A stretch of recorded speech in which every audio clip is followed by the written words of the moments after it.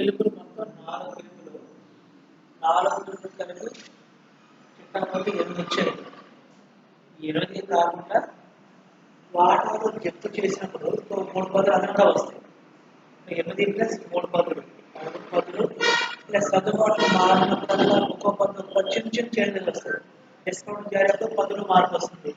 Divide జరిగినప్పుడు పదులు మార్పు వస్తాయి. పిలుపులు పక్కనప్పుడు పదులు మార్పు వస్తాయి.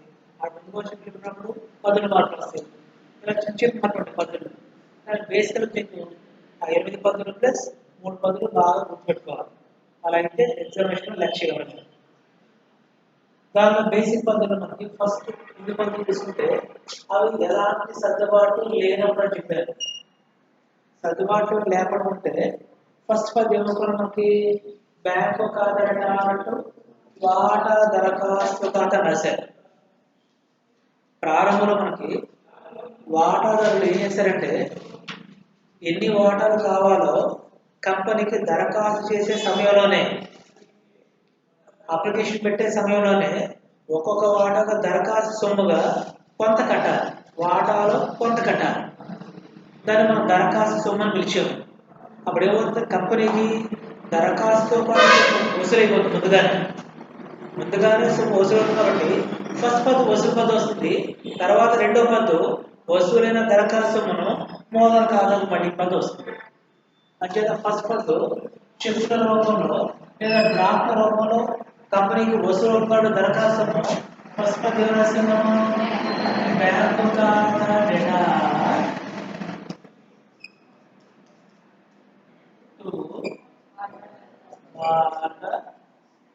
దరఖాస్తు. అయితే ఇక్కడ నమూనా పద్దు కాబట్టి ఇప్పుడు వాటా దరఖాస్తు చెప్తున్నాము. కానీ లెక్కలు చేసినప్పుడు ఈక్విటీ వాటా అనుకోండి. అప్పుడు ఇక్కడ 2 ఈక్విటీ వాటా దరఖాస్తు కదా రావాలి. ఒకవేళ ఆధిక్యత వాటా అనుకోండి ఎగ్జాంపుల్. ఇక్కడ 2 ఆధిక్యత వాటా దరఖాస్తు కదా అన్నారు. 2 ఉన్నాయి అనుకోండి ఒకే లెక్కలో ఒకే కంపెనీకి ఈక్విటీ వాటాలో జారీ చేశారు, ఆధిక్యత వాటాలో జారీ చేశారు. అప్పుడు ఎవరన్నా అనుకోవద్దు ఈక్విటీ వాటా దరఖాస్తు ఒక పద్దు, ఆధిక్యత వాటా దరఖాస్తు ఒక పద్దు రాసుకోవచ్చు. కాకపోతే పని పెరుగుతుంది. అలా కాకుండా ఒకే పద్దు కూడా రాసేయచ్చు. అప్పుడు ఏమవుతుంది బ్యాంకు ఖాతా డేటా 2 ఈక్విటీ వాటా దరఖాస్తు ఖాతా 2 ఆధిక్యత వాటా దరఖాస్తు ఖాతా. ఒకవేళ మూడో రకం వాటా కూడా జారీ చేసేవాడు ప్రైవేట్ కంపెనీలు అయితే ఏ పబ్లిక్ లిమిటెడ్ కంపెనీ జారీ చేయకూడదా? మూడో రకం వాటాలు పబ్లిక్ లిమిటెడ్ కంపెనీ జారీ చేయకూడదా? చేయకూడదా? చేయకూడదు. ఏ వాటాలు అవి? విలంబిత వాటా. అవి జారీ చేయకూడదు. ఒకవేళ ప్రైవేట్ కంపెనీలు జారీ చేస్తే అప్పుడు ఈక్విటీ వాటాలు ఉండొచ్చు, ఆధిక్యత వాటాలు ఉండొచ్చు, విలంబిత వాటాలు ఉండొచ్చు. అప్పుడు 3 దరఖాస్తుకి ఒకే పది రాసేసుకోవచ్చు. అప్పుడు 2 ఈక్విటీ వాటా దరఖాస్తు ఖాతా, 2 ఆధిక్యత వాటా దరఖాస్తు ఖాతా, 2 విలంబిత వాటా దరఖాస్తు. ఏదైనా దరఖాస్తు ఉన్నాయి. కాబట్టి ఫస్ట్ పద్దు నమూనా పద్దు కాబట్టి దరఖాస్తును వసూలైతే కంపెనీకి దరఖాస్తుతో పాటు చెక్కుల డీడీలు వచ్చేస్తాయి కంపెనీకి. ఫస్ట్ వసూలు పద్దు కాబట్టి దరఖాస్తు వసూలు పద్దు కాబట్టి ఆ వచ్చే మనకి క్యాష్ కూడా ఉండదు కాబట్టి త్రూ చెక్స్ ఆర్ డీడీస్ కాబట్టి బ్యాంకు ఖాతా డేటా టు వాటా దరఖాస్తు ఖాతా. అంటే మన కంపెనీ బ్యాంక్ బ్యాలెన్స్ పెరుగుతుందా తగ్గుతుందా? కంపెనీ బ్యాంక్ బ్యాలెన్స్ తగ్గుతుందా పెరుగుతుందా? పెరుగుతుంది కాబట్టి బ్యాంక్ ఖాతాలు డెబిట్ చేసాము. అది ఏ సొమ్ము? అది దరఖాస్తు. అది ఏ వాటా అయితే ఆ వాటా దరఖాస్తు. ఫస్ట్ పద్దు దరఖాస్తు వసూలు 500 పద్ధతి. రెండో పద్ధతి మనం ఏం చేయాలంటే ఈ వచ్చిన వాటా దరఖాస్తు వెంటనే మూలధన ఖాతాకు మళ్ళీ చేస్తాం. అప్పుడు సింపుల్గా ఈ వాటా దరఖాస్తును ఏ బ్యాంక్ చూపిస్తుంది? దరఖాస్తు ఏ బ్యాంక్ చూపిస్తుంది? క్రెడిట్ కార్డు చూపిస్తుంది. ఎప్పుడైతే మూలధన ఖాతా ట్రాన్స్ఫర్ చేస్తామో ఆటోమేటిక్గా ఈ ఖాతా అవ్వాలి రద్దవ్వాలంటే ఏమవ్వాలి? ఏమవ్వాలి? డెబిట్ అవ్వాలి. అంటే రెండవ పద్దు వాటా దరఖాస్తు ఖాతా, వాటా దరఖాస్తు ఖాతా డేటా వాటా మూలధన ఖాతా. ఇలా వస్తుంది రెండో పద్ధతి. పైన వాటా దరఖాస్తు వసూలు చేసినప్పుడు మనం క్రియేట్ చేసాము. అది ఎప్పుడైతే మూలధన ఖాతా ట్రాన్స్ఫర్ చేస్తామో మూలధన ఖాతా ఎప్పుడు కూడా ఏ బ్యాలెన్స్ జనరల్ గా క్రెడిట్ బ్యాలెన్స్. మూలధన ఖాతా ఎప్పుడు క్రెడిట్ బ్యాలెన్స్. కానీ వాటా మూలధన ఖాతా క్రెడిట్ అవ్వాలి. ఇప్పుడు వాటా దరఖాస్తు ఖాతా క్రెడిట్ బ్యాలెన్స్ అద్దాలంటే డెబిట్ అవ్వాలి. దీంతో ఈ వాటా దరఖాస్తు డెబిట్ క్రెడిట్, ఈ వాటా దరఖాస్తు ఖాతా డెబిట్ రద్దు అయిపోతుంది. ఆ రెండు కట్ చేయడం పద్ధతి ఇప్పుడు మిగిలిందాన్ని ఈ క్రెడిట్ డెబిట్ రద్దు అయిపోతే ఏం మిగిలింది బ్యాంక్ ఖాతా వాటా మూలధనం. ఇప్పుడు నిన్న చెప్పాను ఒకేసారి మూలధనం వసూలిస్తే పద్ధతి అని చెప్పాను. మూలధనం ఒకేసారి వసూలిస్తే పద్ధతి ఏంటి బ్యాంకు ఖాతా వాటా ఆపద అయిపోతుంది సేమ్.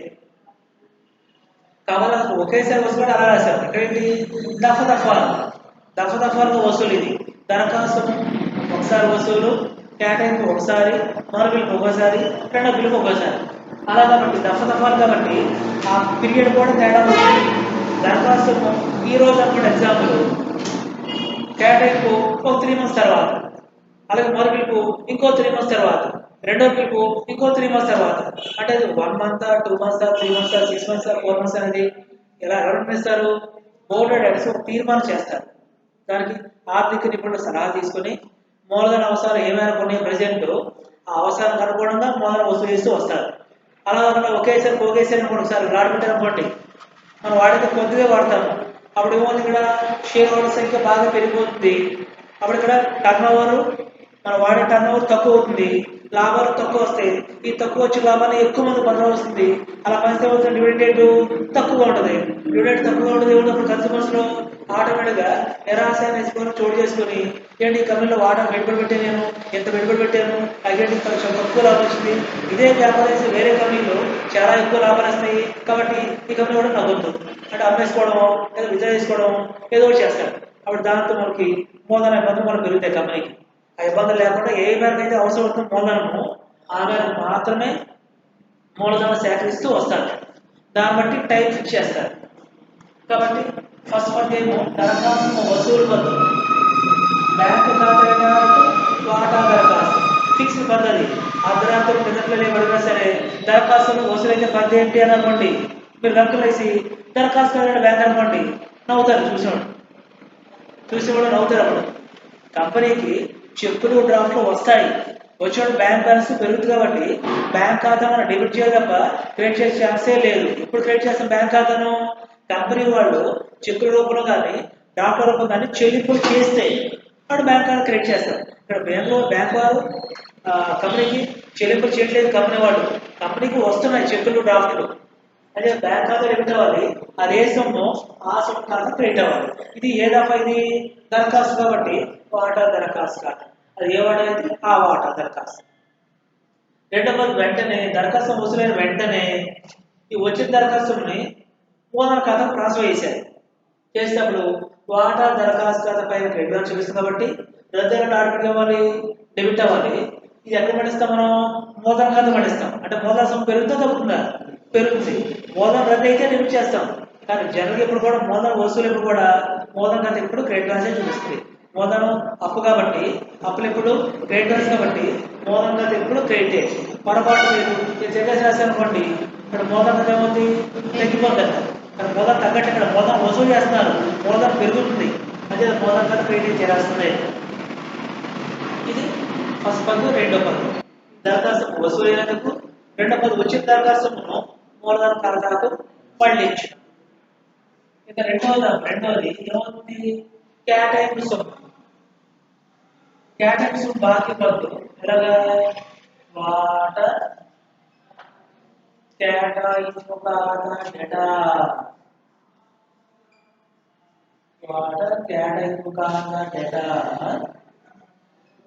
వాటా మూలధన ఖాతా. ఇప్పుడు కేటాయింపు సొమ్ము ముందు వసూలు అవ్వదు. మనం దరఖాస్తు చేసిన తర్వాత ఒక 2 months, 3 months, 4 months గ్యాప్ తీసుకుంటారు.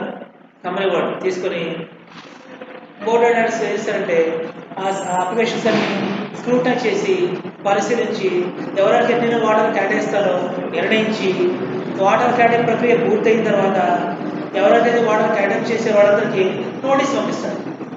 ఏమో నోటీస్ పంపిస్తారు, మీకు ఇన్ని వాటాలు కేటాయింపు చేయడం జరిగింది కానీ ఈ కేటాయించిన వాటాల మీద పలానా తేదీలోపు కేటాయింపు సొమ్ముగా మళ్ళీ 20 రూపాయలు 30 రూపాయలు అంటే మనం ఎవరైతే దగ్గరలో నిర్ణయించారో ఆ ప్రకారం కట్టమని చెప్పేసి నోటీస్ పంపిస్తారు. అప్పుడు ఆ నోటీసు మనం చేరాలి. తర్వాత నోటీస్ చేరిన తర్వాత అప్పుడు ఎన్ని వాటాలు కేటాయించారో మనకు తెలియాలి. దాన్ని బట్టి పడిచిన గడువు తేదీ లోపల చేస్తే మళ్ళీ మనకు అలాట్ చేసిన వాటర్ మీద అప్పుడు కేటాయింపు కడతాం. అని ఇప్పుడు వేస్తారంటే బోర్డు తీర్మానం చేయగానే ఎవరైతే ఎన్ని వాటాలు కేటాయించారో అప్పుడు లిస్ట్ అవుట్ అయిపోతుంది. ఆ లిస్ట్ అవుట్ ప్రకారం వేస్తారంటే అకౌంటెంట్ గారికి అప్ చెప్తే అకౌంటెంట్ వేస్తారు, ఎవరైనా వాటర్ యాడ్ చేశారో మనకి నోటీస్ ఇష్యూ చేస్తారు. నోటీస్ ఇష్యూ చేయగానే అంటే ఎన్ని వాటర్లు అలాట్ చేశారో వాళ్ళందరికీ నోటీస్ పంపిస్తాడు.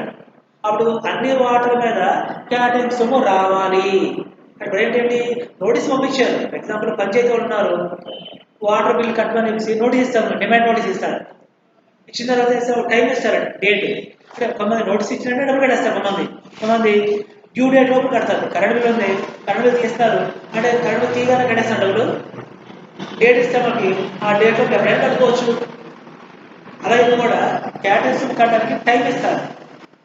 అప్పుడు వేస్తారు నోటీసులు పంపిన వెంటనే ఇన్ని వాటాలు కేటాయింపు చేశాం కాబట్టి ఇన్ని వాటాల మీద కేటాయింపు రావాలి అని చెప్పేసి రాసుకుంటారు పన్ను. కాబట్టి మూడో పద్ధతి అంటే కేటాయింపు బాకీ పన్ను.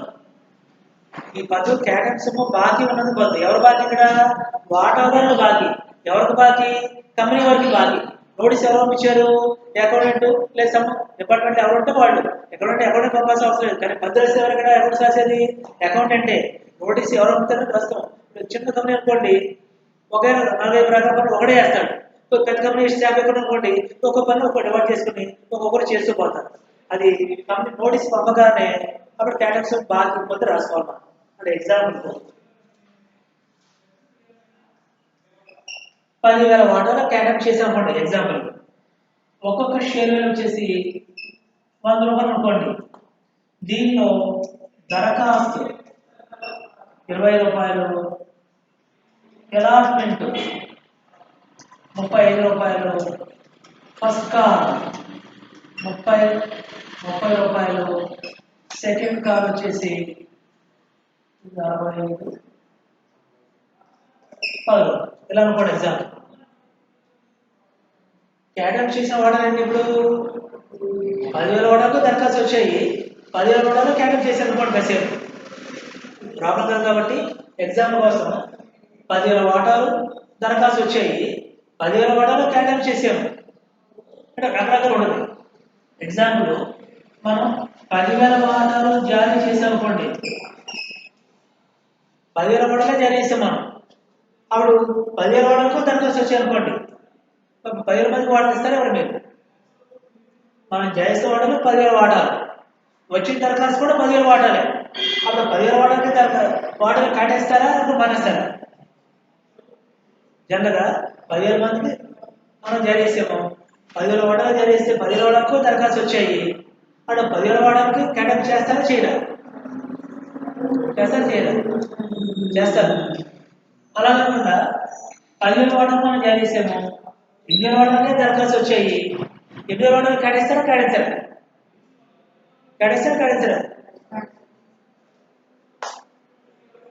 ఎగ్జాంపుల్ మనం బేగంలో ఫస్ట్ సీట్ జనవరికి 60 సీట్లు ఉన్నాయి. దానికి 30 మంది దరఖాస్తు పెట్టుకున్నారు. సీట్లు 60 కాలేజీలో ఉండడానికి. కానీ బేగంలో జనవరికి 30 మంది దరఖాస్తు పెట్టారు. 30 మంది సీట్లు ఇస్తారు ఎవరా? ఇస్తారు. 50 మంది అప్లై చేసుకున్నారు, దరఖాస్తు పెట్టారు. 50 మందికి సీట్లు ఇస్తారు ఎవరా? 50 మందికి ఇస్తారు. 60 దరఖాస్తు వచ్చాయి, 60 మందికి సీట్లు ఇస్తారు ఎవరా? 70 మందికి 70 దరఖాస్తు వచ్చాయి, 70 మందికి సీట్లు ఇస్తారు ఎవరా? 70 మందికి ఇస్తారు, 60 మందికి ఇస్తారు. మిగతా మందికి ఇవ్వలేదు. కారణం మనకు ఉన్న సీట్లే 60 సీట్లు, 70 మందికి ఇస్తాము, 60 సీట్లు ఇస్తాము, మిగతా 10 అప్లికేషన్స్ రిజెక్ట్ చేస్తాం. ఇక్కడ కూడా 10,000 వాటాలు మనం చేసాము, 10,000 వాటాలకు దరఖాస్తు వచ్చేసాయి. అప్పుడు కేటాయింపు ఎన్ని వాటాలు ఇస్తాము? కేటాయింపు 10,000 వాటాలు కేటాయింపు చేస్తాం. ఇప్పుడు దరఖాస్తు చేసే సమయం ఎంత కట్టాలి? ఒక్కొక్క వాటాకు 20 రూపాయలు. క్యాటం చేసే సమయంలో 30 కట్టాలి, మరుగుదొడ్డి సమయంలో 30 కట్టాలి, మరుగుదొడ్డి సమయంలో 10 కట్టాలి. అలా టోటల్ అన్ని ప్రీమియర్స్ ఎంత కట్టినట్టు అవుతుంది? 100 రూపాయలు కట్టేసినట్టు అవుతుంది. ఒక వాటర్ మీద 100 రూపాయలు కట్టేసామంటే ఇవి ఫుల్లీ పెయిడ్ షేర్స్, ఇవి అంటే పూర్తిగా చెల్లించిన వాటాలు, అవి పాక్షిక చెల్లింపడ్డారు. అంటే 100 రూపాయలు వాటర్ అయితే మనం 80 కట్టాం ప్రస్తుతానికి, అది పాక్షిక చెల్లింపు అవుతుంది, పూర్తి చెల్లింపు కాదు. లేదా 50 చెల్లించాము, పాక్షిక చెల్లింపు. 75 చెల్లించాము, పాక్షిక చెల్లింపు. 100 రూపాయలు కట్టేసాము, పూర్తి చెల్లింపు. అలాగే ఇప్పుడు మనకి కేటాయింపు సమయంలో ఎంత కట్టాలి? 30 కట్టాలి. కేటాయించిన వాటాలు 10,000, ఒక్కొక్క వాటా 100 రూపాయలు. ఇప్పుడు కేటాయింపు సమయం ఎంత కట్టాలి? 30 కట్టాలి. అప్పుడు డైరెక్షన్ రాస్తాం మనం డాష్ తేదీన, అంటే అందులో ఏ తేదీ? బోర్డ్ అటెండెన్స్ ఏ రోజైతే మీటింగ్ జరిగిందో, సమావేశం జరిగిందో ఆ డేట్ వస్తుంది ఇక్కడ.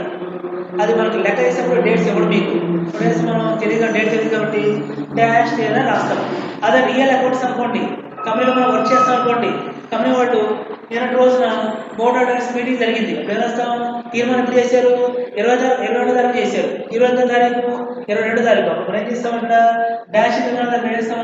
21/12/2020వ తేదీన అని డేట్ రాస్తాం. ఇప్పుడు లెక్క చేస్తాం, డేట్స్ తెలియదు కాబట్టి డాష్ తేదీన డైరెక్టర్ల తీర్మానం ప్రకారము అని రావాలి. ఈ వాటాలు ఎవరు కేటాయింపు చేశారు? డైరెక్టర్లు.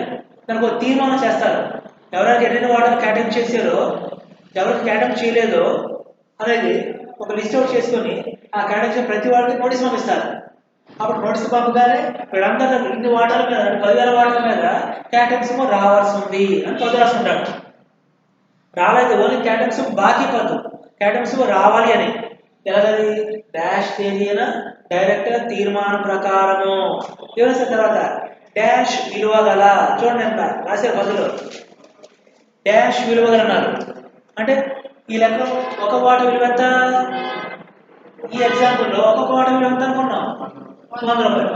డాష్ తేదీన డైరెక్ట్ తీర్మానం ప్రకారము 100 రూపాయల విలువ గల డాష్ వాటాలపై, 8,000 వాటాలపై, 10,000 వాటాలపై వాటా ఒక్కింటికి ఎంత కట్టాలి? ఇప్పుడు కేటాయింపు కట్టాలి 35 రూపాయల చొప్పున. కేటాయింపు సొమ్ము బాకీ అని రావాలి నరేషన్. నేను చేస్తాను డాష్ తేదీన డైరెక్ట్ తీర్మానం ప్రకారం డాష్ విలువ గల డాష్ వాటాలపై వాటా ఒకటికి డాష్ చొప్పున కేటాయింపు బాకీ రాసే పనులు. ఇప్పుడు ఎగ్జాంపుల్ చెప్పుకున్నాం మనం, 10,000 వాటాలు కేటాయించిన వాటాలు, ఒక్కొక్క వాటా విలువ 100 రూపాయలు. ఇప్పుడు కేటాయింపు కట్టాల్సిన 35 రూపాయలు. అప్పుడు డైరెక్షన్ వస్తుంది మనకి డాష్ తేదీన డైరెక్ట్ తీర్మానం ప్రకారము 100 రూపాయల విలువ గల 10,000 వాటాలపై వాటా ఒకటి 35 రూపాయలు చొప్పున కేటాయింపు సొమ్ము బాకీ అని రావాలి డైరెక్షన్. క్లియర్గా ఈ బిలో యావరేజ్ స్టూడెంట్స్ కొద్దిగా ఇబ్బంది అనిపిస్తే సింపుల్గా రాసుకోండి. ఎలాగా? 10,000 వాటాలపై వాటా ఒకటికి 30 రూపాయలు చొప్పున కేటాయింపు సొమ్ము రావాల్సినందున కేటాయింపు సొమ్ము బాకీ అని రాస్తాం సింపుల్. ఒక 10 లెక్కలు వేసరికి చాలా నెంబర్ ఆఫ్ టైమ్స్ రాస్తారు. గుర్తుందా డైరెక్షన్? డాష్ తేదీన డైరెక్ట్ తీర్మానం ప్రకారము డాష్ విలువ గల 100 రూపాయల విలువ గల డాష్ వాటాలపై, అంటే ఈ ఎగ్జాంపుల్లో 10,000 వాటాలపై వాటా ఒకటి కేటాయింపు కట్టాల్సింది 30 రూపాయలు చొప్పున కేటాయింపు బాకీ. అదే దరఖాస్తు ఎంత? 25. ఇదే మార్కెట్ అనుకోండి ఎగ్జాంపుల్, సేమ్ ఇదే డైరెక్షన్. డాష్ తేదీన డైరెక్ట్ తీర్మానం ప్రకారం 100 రూపాయల విలువ గల 10,000 వాటాలపై వాటా ఒకటికి 30 రూపాయలు చొప్పున మొదటి బిల్లు సొమ్ము బాకీ. Same direction. అదే రెండు బిల్లు సొమ్ము బాకీ అనుకోండి, సేమ్ డైరెక్షన్. డాష్ తేదీన డైరెక్ట్ తీర్మానం ప్రకారం 100 రూపాయల విలువ గల 10,000 వాటాలపై వాటా ఒకటికి 10 రూపాయలు చొప్పున రెండవ బిల్లు సొమ్ము బాకీ. ఇదంతా ఒకేలా వస్తుంది, చివరి మార్క్ అంతే. కేటాయింపు సొమ్ము అయితే కేటాయింపు సొమ్ము బాకీ, మొదటి బిల్లు అయితే మొదటి సొమ్ము బాకీ, రెండో బిల్లు అయితే రెండో బిల్లు సొమ్ము, తుది బిల్లు అయితే తుది బిల్లు సొమ్ము బాకీ. డైరెక్షన్తో ఒకటి ఇంచుమించు బాకీ బదులు డైరెక్షన్ ఒకేలా ఉన్నాయి. చివరిలో మనకు వాటా ఒకటికి 30 రూపాయలు చొప్పున కేటాయింపు సొమ్ము బాకీ. వాటా ఒకటికి 30 రూపాయల చొప్పున మరొకరి సొమ్ము బాకీ, వాటా ఒకటి 10 రూపాయల చొప్పున రెండొకరి సొమ్ము బాకీ. ఏంటంటే సేమ్ అదే కదా, ఏం మారలేదు. అది క్వశ్చన్ ఉంటుంది మీకు, ఎన్ని వాటాలు కేటాయించారు, ఒక్కొక్క వాటా విలువ ఎంత, ఒక వాటాకు దరఖాస్తు ఎంత, కేటాయింపు ఎంత, వాళ్ళు రెండు ఎంత, లెక్క పూర్తి వరకు ఇస్తాడు మీకు, ప్రాబ్లం లేదు. ఇది నోటీసులు పంపగానే కేటాయింపు సొమ్ము రావాల్సినట్టు కొంత రాసుకుంటారు. అప్పుడు డ్యూ డేట్ ఒక 1 మంత్ ఇచ్చారు ఎగ్జాంపుల్, మనం ఈరోజు ఇచ్చే నోటీసులు 1 మంత్ టైం ఎప్పుడు పూర్తవుతుంది, 1 మంత్. ఈరోజు 22వ తారీఖు, ఎప్పుడు పూర్తవుతుంది నెల, ఒక 30 డేస్ టైం ఎప్పుడు పూర్తవుతుంది, మళ్ళీ జనవరి 21, జనవరి 21, 21 నెక్స్ట్ మంత్ జనవరి 21, 2021 సంవత్సరం. అప్పుడు క్లోజింగ్ డేట్ అది. ఆ రోజుకి కేటాయింపు తాలూకు ఎన్ని చెక్కులు ఎన్నిలో వచ్చాయో లెక్క చూసుకొని అన్ని వాటాలకు వచ్చేసాం కూడా ఎగ్జాంపుల్, అందరూ కట్టేశారు కేటాయింపు. 10,000 వాటాలు కేటాయించాము, అందరికీ నోటీస్ పంపించాము, 10,000 వాటాలు కట్టేశారు డబ్బులు. ఇప్పుడు ఎంత వసూలు అవుతుంది మనకి, ఎంత వసూలు అవుతుంది? ఎగ్జాంపుల్లో 10,000 వాటాలపై వాటా 35 రూపాయలు చొప్పున ఎంత రావాలి, ఒరిజినల్ రావాలని రాసాము 3,50,000 అంతే వసూలు అవుతుంది. అప్పుడు వసూలు పని చేసాం, ఆ క్లోజింగ్ డేట్ బ్యాంక్ ఖాతా డేటా 3,50,000. ఏ సొమ్మిది, ఏ వాటైతే ఆ వాట, ఈక్విటీ వాట కేటాయి 3,50,000. చూడండి ఇక్కడ ప్రస్తుతం వాటా దరఖాస్తు క్రియేట్ అయింది, మొదలు పడించినప్పుడు వాటా దరఖాస్తు డెబిట్ అయింది. ఇక్కడ చూడండి వాటా కేటాయింపు కూడా బాకీ కూడా డెబిట్ అయింది, వచ్చేసి కాబట్టి ఏంటి క్రెడిట్ అయింది. మళ్ళీ ఈ వాటా కేటాయింపు డెబిట్, ఈ వాటా కేటాయింపు కాస్త క్రెడిట్ తీసేయనుకోండి, ఏమవుతాడు ఇక్కడ బ్యాంక్ ఖాతా డేటా మిగిలింది, ఇప్పుడు వాటా మొదలు క్రెడిట్ మిగిలింది. సీఎం బ్యాంక్ ఖాతా డేటా అంటే వాటా మొదలు, మనం వచ్చే డబ్బులన్నీ మోదాల సొమ్మది దప్పని పోసేస్తాం తప్ప వచ్చే వసూలేని సొమ్మంతా కూడా ఎందులో భాగం అది, ఈ 100 రూపాయల భాగమే. 100 రూపాయలు ఏంటి, ఒక వాటా మోదన విలువదు, ఒక షేర్ వాల్యూ ఏంటది, ఒక వాటా కొనుక్కోవడం ఎంత కట్టాలి, మోదాలుగా 100 రూపాయలు కట్టాలి. అంటే మనం ఈ 100 రూపాయలని 3-4 సార్లు కడతాం అంతే, మనం కట్టే డబ్బులన్నీ మోదాలమే. కానీ కేటాయింపు ఇది బాకీ పద్దు, ఇదేమో వసూలు పద్దు. తర్వాత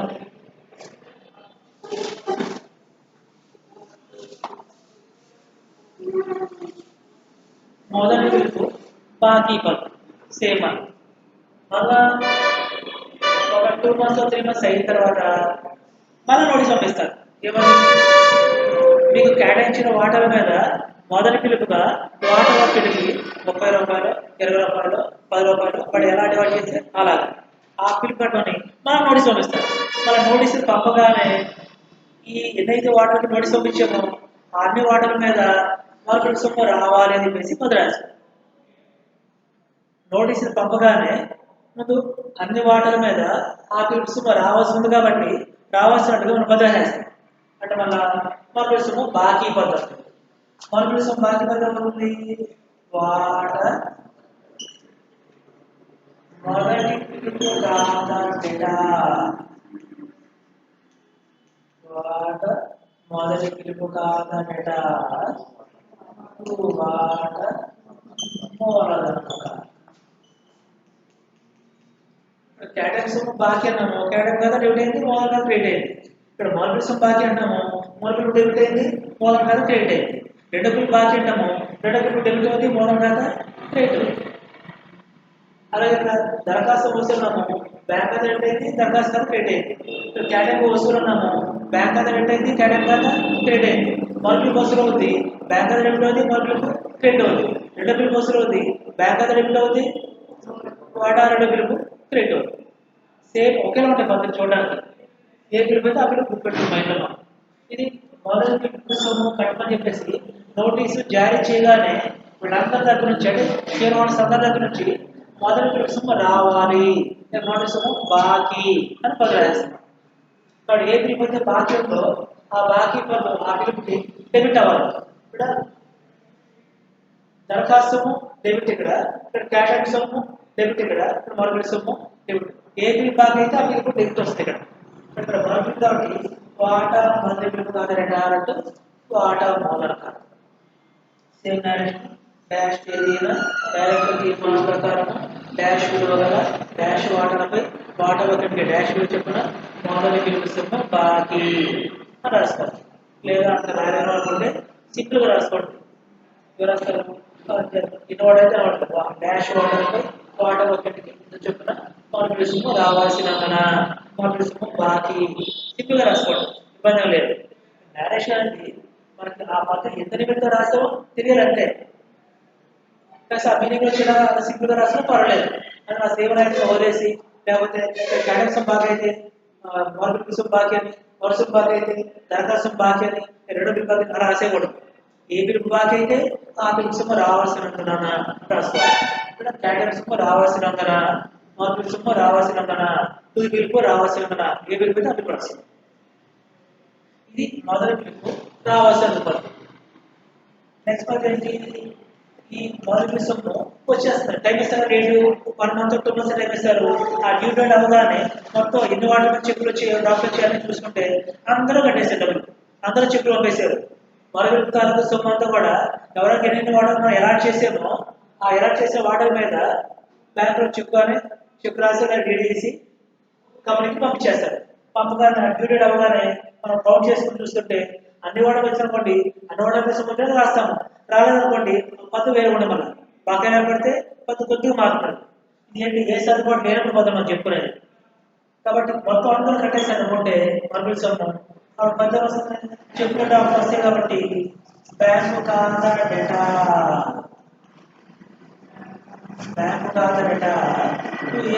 ఏంటి సొమ్మిది వాట మొదటి పిలుపు వాట మొదటి పిలుపుగా ఈ మున్సిపల్ చూడండి కూడా బ్యాంక్ డేటా అటు వాటా దరఖాస్తు బ్యాంక్ డేటా అటు వాటా కేటాయింపు బ్యాంక్ డేటా అటు వాటా మొదటి బిల్లు మున్సిపల్ సేమ్ ఒకేలా ఉన్నాయి ఇప్పుడు అలాగే మూలధన పరులు ఒకేలా ఉన్నాయి దరఖాస్తు అయితే దరఖాస్తు ఖాతా డేటా అటు మూలధనం కేటాయింపు అయితే కేటాయింపు ఖాతా డేటా అటు మూలధనం మరుగులు అయితే మరుగులు ఖాతా డేటా అటు మూలధనం సేమ్ లాస్ట్ వీక్ ఇలా ఉంటుంది అదే రెండో వీక్ అదే చివరి వీక్ ఎగ్జామ్ రెండవ మరియు తుది బిల్లు సొమ్ము ఇది కూడా సేమ్ అనుకున్నా ఒక మొదటి రెండో బిల్లుకి ఒక గ్యాప్ వస్తుంది ఆ గ్యాప్ అయిన తర్వాత రెండో బిల్లు సొమ్ము కట్టమని మళ్ళీ నోటీస్ పంపిస్తారు నోటీస్ పంపిన తర్వాత కడతారు వాటాదారులు నోటీస్ పంపకుండా మీరు కట్టేరు ముందు కట్టేరు కంపెనీ వాళ్ళు ఎప్పుడు కట్టారో ఎలా కట్టారో నోటీస్ పంపిస్తారు ఎగ్జామ్లో ఈ రోజు పంపించే నోటీసు ఫస్ట్ సెమ్ ఫీజు నిమిత్తం కొంత కట్టమని చెప్పేసి అంటే నోటీస్ ఈ రోజు మీకు ఎప్పుడు కట్టమన్నారు 29 కట్టమన్నారు అంటే ఇప్పుడు కట్టమన్నాం అంటే కడితే ఎప్పుడు కడతారు ఈ టైంలో కడతారు మీరు అప్పుడు ఎంతమంది కట్టారు ఎంతమంది కట్టలేదు ఎప్పుడు తెలుస్తుంది మాకు 29 తర్వాత తెలుస్తుంది కానీ ఈ రోజు ముందు నోటీస్ పంపలేదు కట్టారు డబ్బులు ఎవరన్నా కరెక్ట్ కట్టారా కట్టలేదు అలాగే కంపెనీ కూడా మాడిఫిల్ అయిన తర్వాత రెండో బిల్కి మనం నోటీస్ పంపాలి నోటీస్ పంపిన తర్వాత డ్యూ డేట్ ఇస్తారు ఆ డేట్ లోపు మనం కడతాం అప్పుడు బిల్కు సొమ్ము నోటీస్ పంపగానే ప్రధానంగా మనం ఏ బిల్ బాకీ అయితే ఆ బిల్ వాట రెండవ లేదంటే అదే రెండవది అదే లాస్ట్ అయింది సెకండ్ అండ్ లాస్ట్ కాదు తుది పిలుపు ఖాతా డేటా వాట రెండో పిలుపు ఖాతా డేటా లేదా వాట తుది పిలుపు ఖాతా లక్షించినప్పుడు ఇదంతా రాసేకూడదు లెక్కలు ఏ పిలుపు అని చెప్తే ఆ పిలుపు అని రాయండి మీరు రెండో పిలుపు అని చెప్తే వాట రెండో పిలుపు ఖాతా డేటా తుది పిలుపు అని చెప్తే లెక్కలు వాట తుది పిలుపు ఖాతా డేటా రాస్తారు కొన్నిసార్లు ఫస్ట్ కాల్ కూడా ఉండదు దరఖాస్తు కేటాయింపు తుది పిలుపు అంతే కొన్నిసార్లు కేటాయింపు దరఖాస్తు కేటాయింపు మరుపిలుపు తుది పిలుపు కొన్నిసార్లు దరఖాస్తు కేటాయింపు మరుపిలుపు రెండవ పిలుపు తుది పిలుపు అలా ఉంటుంది లెక్కలు ఏ పిలుపులు ఇస్తే అన్న పిలుపు మూడు ఇస్తే మినిమం దరఖాస్తు కేటాయింపు ఒక పిలుపు ఉంటుంది కంపల్సరీగా అందుకని దరఖాస్తు కేటాయింపు మాత్రం ఉండదు మీకు దరఖాస్తు కేటాయింపు ఒకటి రెండు పిలుపులు ఉంటాయి ఒకటి ఉండొచ్చు రెండు ఉండొచ్చు మూడు ఉండొచ్చు పిలుపులు అప్పుడు వాటా రెండో పిలుపు బాకీ అయితే కనుక అప్పుడు వాటా రెండో పిలుపు అయితే వాటా రెండో పిలుపు కాదట వాట మూలధనముక వాటా మూలధనము కాగా సేమ్ డాష్ ఏదైనా డైరెక్ట్ తీర్మానం ప్రకారము డాష్ విలువ గల డాష్ వాటాలపై వాటా ఒక్కటికి డాష్ విలువ చొప్పున రెండవ బిల్లు సొమ్ము బాకీ రెండవ బిల్లు సొమ్ము రావలసినందున అలా రాస్తాం. ఇది రెండవ బిల్లు బాకీ ఉన్నది. ఈ లాస్ట్ వసూలు అయిపోతాయి. ఏ వసూలు అయితే రెండో బిల్లు వసూలు అయితే తుది బిల్లు వసూలు అయితే వసూలు అవ్వగానే మనకి బ్యాంక్ బ్యాలెన్స్ పెరుగుతుంది కాబట్టి త్రూ బ్యాంక్ పేమెంట్స్ కాబట్టి అది నెట్ బ్యాంక్ కావచ్చు, ఆర్టీజీఎస్ కావచ్చు, నెఫ్ట్ కావచ్చు, చెక్కులు కావచ్చు, డ్రాఫ్ట్ కావచ్చు, ఏదైనా కావచ్చు. కానీ క్యాష్ ఉంటే మాత్రం కాదు. త్రూ బ్యాంక్ కాబట్టి బ్యాంక్ బ్యాలెన్స్ పెరుగుతుంది కాబట్టి బ్యాంకు ఖాతా డేటా ఏ సొమ్ము వసూలు వాటా రెండవ బిల్లు లేదా వాటా తుది బిల్లు ఏ బిల్లు అయితే ఆ బిల్లు ఇలా వస్తుంది.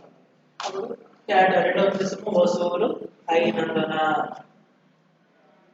దరఖాస్తు అయితే ముందు వసూలు అవుతుంది, తర్వాత మూలధనం పడేస్తాం. కేటాయింపు మరొక రెండు బిల్లు ఏంటి, ముందు బాకీ పది రాసుకోవాలి, తర్వాత వసూలు అవుతుంది. ఎందుకంటే కేటాయింపుకి నోటీస్ పంపాలి, తర్వాత డబ్బులు వసూలు అవుతాయి. మొదటికి నోటీస్ పంపాలి, తర్వాత డబ్బులు వసూలు అవుతాయి. రెండో బిల్లు తొమ్మిదికి నోటీస్ పంపాలి, తర్వాత డబ్బులు వసూలు అవుతాయి. కానీ దరఖాస్తు అలా కాదు, నోటీస్ ఎవరు పంపరు. పరీక్ష పత్రం విడుదల చేసాము, ఆ ప్రకటన చూసుకొని ఎవరెవరు వాటర్ కావాలి వాళ్ళందరూ దరఖాస్తు పెట్టారు. దరఖాస్తు పెట్టినప్పుడే తనకు ఎన్ని వాటలు కావాలనుకున్నాడు అన్ని వాటల మీద వాటర్ ఒకటి దరఖాస్తుగా కొంత పైకి ముందే చేస్తాడు. అది కంపెనీ వాడు దరఖాస్తు కావడం అడగట్లేదు. ఎవరైతే దరఖాస్తు పెడతాడో దరఖాస్తు పెట్టే సమయంలోనే దరఖాస్తుతో పాటే వాటిలో కొంత భాగం కట్టేయాలి. అందుకోసం ముందు వసూలు పద్ధతి వచ్చింది, తర్వాత మూలధన మళ్ళీ వచ్చింది. కానీ మిగతా బిల్లులు ఏంటి, ముందు మూలధన మళ్ళీ రాసాము, తర్వాత వసూలు పద్ధతి రాసాము. ఈ మూడు మిగతా బిల్లులకి నోటీస్ పంపిస్తాం. కేటాయింపుకి నోటీస్ పంపాలి, మా బిల్లుకి నోటీస్ పంపాలి, రెండో బిల్లుకి నోటీస్ పంపాలి. నోటీస్ పంపిన తర్వాత డబ్బులు కడతారు వాడు. ఇక్కడ ముందు బాకీ పద్దు, తర్వాత వసూలు పద్దు, బాకీ పద్దు, వసూలు పద్దు అలా రావాలి. ఇది సర్దుబాటు లేనప్పుడు నమూనా చిట్టబద్దు లెక్క చేయడానికి జప్తు కాకుండా మామూలు పద్ధతి. ఇవి బేసిక్గా ఈ 8 పద్ధతులు గుర్తుంటే కొంచెం మాకు ఈజీగా అర్థమవుతుంది. అది కంటిన్యూషన్ ఉండాలి. అంటే ఒకరోజు వచ్చేసి ఒకరోజు మానేస్తే ఒక సర్దుబాటు అవుతుంది మధ్యలో, తర్వాత ఇంకో రోజు ఇంకో లెక్క వస్తుంది. ఈ సర్దుబాటు అయిపోయింది ఆల్రెడీ, అదే తర్వాత లెక్కలు వస్తే ఇది ఎప్పుడు చెప్పారు చెప్పలేదు కదా, ఇలా చేస్తానండి అంటే పోతుంది. కండిషన్ వస్తుంది. అందులో చెప్పాను ఇది కనీసం 50 అవర్లో చెప్తే కానీ అన్ని సర్దుబాటుకు సంబంధించి స్టూడెంట్ సంవత్సరానికి లెక్క చేయలేదు ఈ చాప్టర్. అలాంటిది 10 అవర్లో అయిపోవాలి సిలబస్, యూనిట్ అయిపోవాలి. అంటే ఇప్పుడు ఒక లెక్క చెప్పలేదు, దగ్గర 5 అవర్లో 4 అవర్లు తీసుకున్నాం, ఒక లెక్క అవ్వలేదు. అంటే లెక్క అవ్వాలంటే ఇంకో 10 అవర్లు తీసుకోలేండి. అంటే ఇది ఒక 5 అవర్లో 4 అవర్లు 14 అవర్లు అంటే నెక్స్ట్ యూనిట్ అవర్లో 4 అవర్లు మొదలు. అంటే ఇక్కడ సిలబస్ అవ్వాలి, సిలబస్ మీకు అర్థం అవ్వాలి. అప్పుడు అర్థం అంటే రోజులు కన్నీరు రావాలి. అందుకని ఒక రోజు చివరిలో కష్టం అయినా అందులో నేను కొన్ని ముఖ్యమైన సంగతి కూడా చెప్తాను. ఈ 10 లెక్కలో కూడా అన్నీ చెప్పడం అంటే అవో లెక్కలో అన్ని లెక్క చెప్పాలంటే కనీసం తక్కువ 20-30 లెక్క చెప్పాలి. కనీసం 20-30 కూడా తీసుకోవాలి కనీసం. అలా అయితే జనరల్ కూడా అయిపోతుంది. ఇలా అయిపోయింది మా అయితే 2-3 అవర్లు, రేపు 2 అవర్లు దొరుకుతాయి. మళ్ళీ 3 రోజులు గ్యాప్, మళ్ళీ వస్తారు ఒక 2-3 అవర్లు దొరుకుతుంది. అయిపోయింది, ఈ నెల అయిపోయింది. ఏదైనా 10 అవర్లు 10 లెక్కలు కంప్లీట్ చేస్తాను.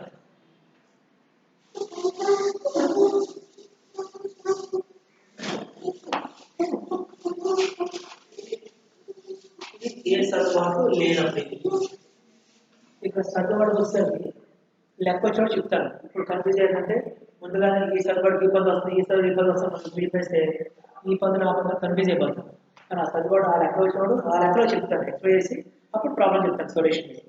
కాబట్టి ప్రస్తుతం ఏ సర్దుబాటు లేకుండా లెక్కలు లేకుండా ఒక లెక్క రాస్తాను.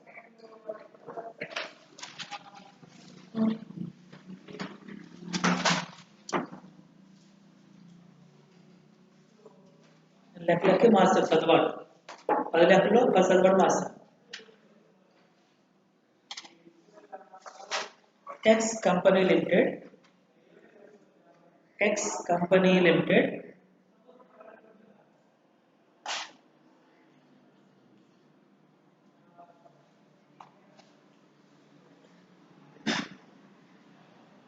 10 లక్షల రూపాయల అధీకృత మూలధనముతో 10 లక్షల రూపాయల అధీకృత మూలధనముతో నమోదైనది. 10 లక్షల రూపాయల మూలధనముతో నమోదైనది. తెలుసా? అది ఏది? ఈ 10 లక్షలు. అది 10,000 ఈక్విటీ వాటాలు. అది 10,000 ఈక్విటీ వాటాలు. వాటా ఒక్కింటికి 100 రూపాయలతో కూడి ఉన్నది.